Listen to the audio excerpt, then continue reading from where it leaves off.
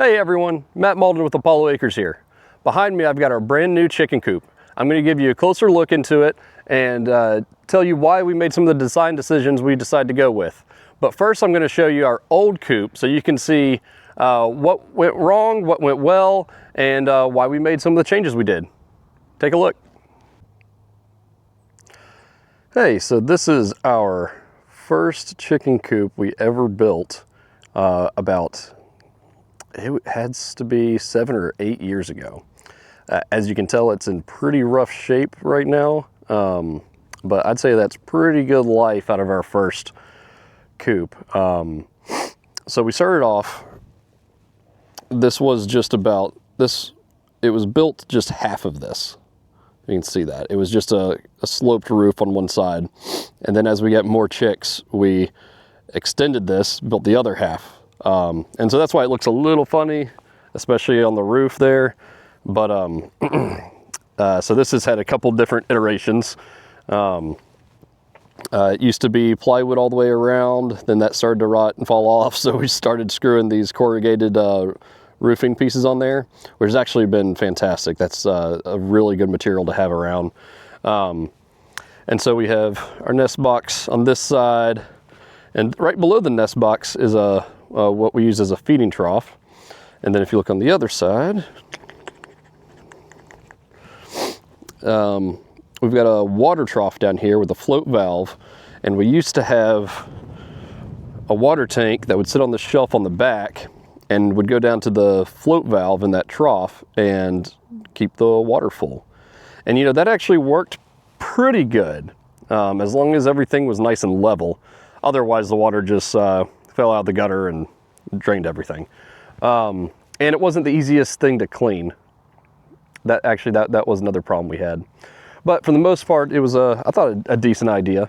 And as you can tell, we used to have nest boxes on this other side too. But when that plywood started rotting out, we just took it off and, like I said, put that corrugated metal on the side.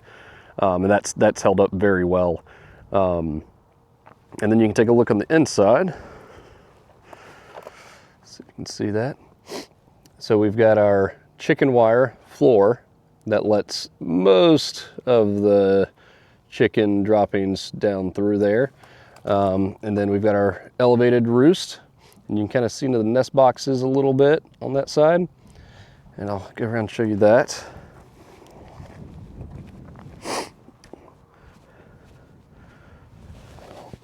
So our lid here is kind of, it's not really hinged. You just kind of lift and push it out of the way, which again, not pretty, but it's worked for 7 or 8 years. Nest boxes are in rough shape, but that's why we built a new coop.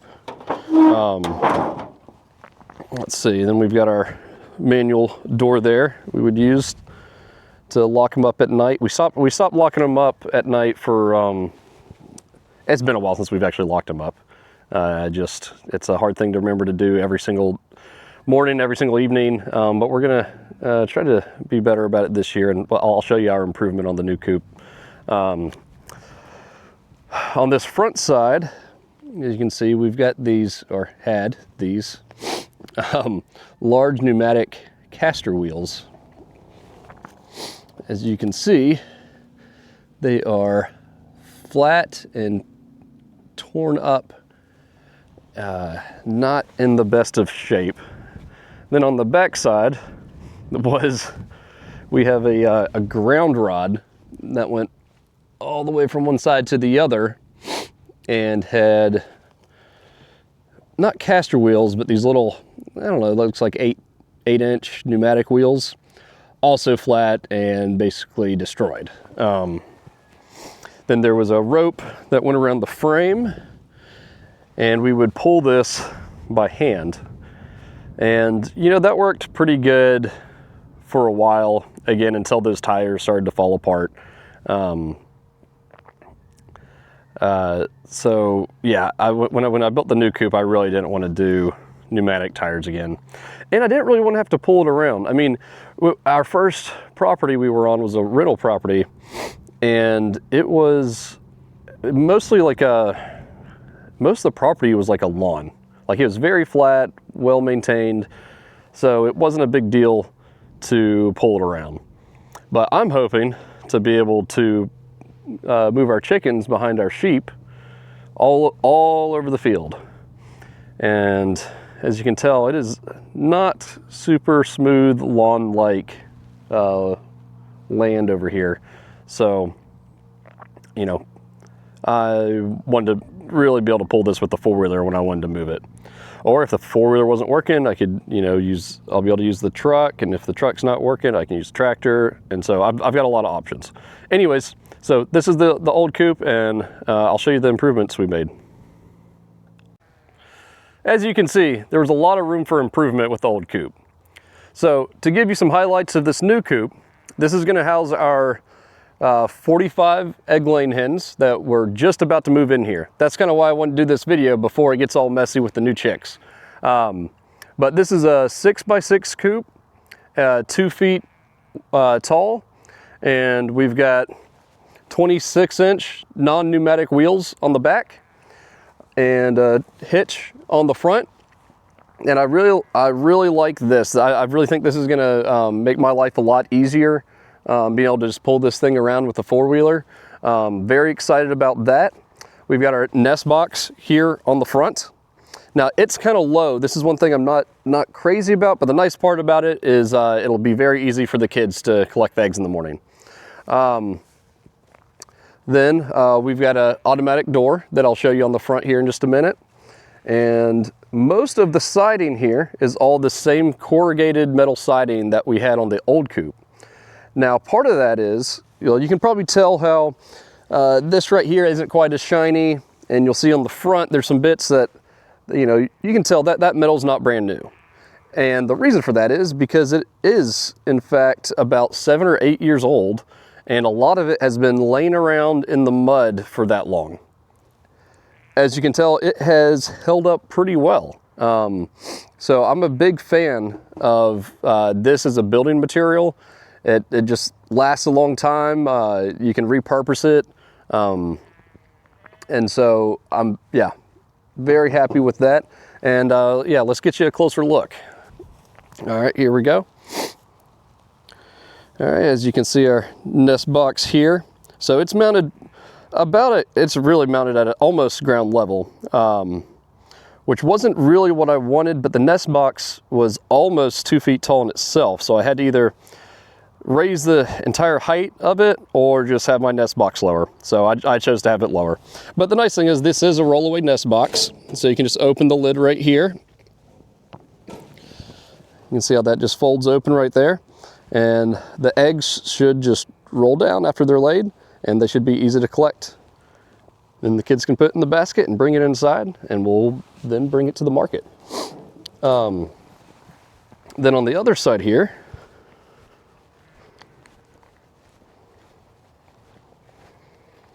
we've got our automatic chicken door. Very excited about this. So this will open automatically every morning and close automatically every evening. That is fantastic. Then, so I really wanted a hinged roof. So one thing you may have noticed on the other coop is we didn't really have a good way to get inside if we needed to. You know, whether there's an injured chicken or anything, it was hard to for us to get an arm in there or anything. So with this one, you may notice we've got some latches here. Now I can open this entire roof, and I didn't hinge this other side. I have more latches. So what I really like about this is I can, this might be a little hard to see, but we'll try.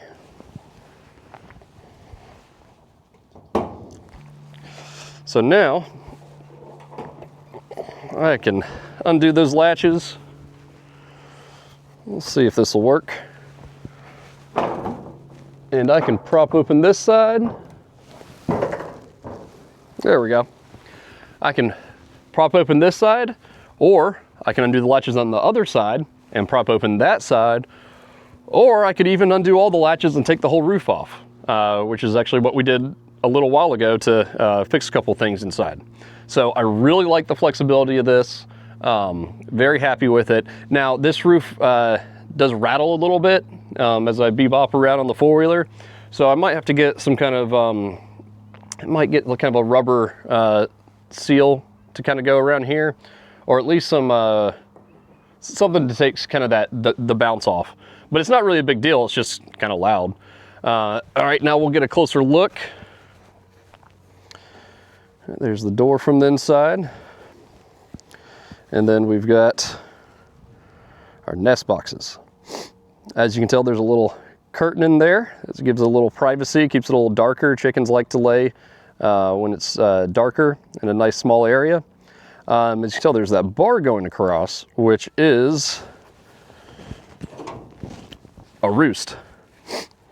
And so that's some extra roost space for them, but you can flip it up if you don't want them going in there. So our chickens aren't old enough yet when we put them in here to start laying eggs.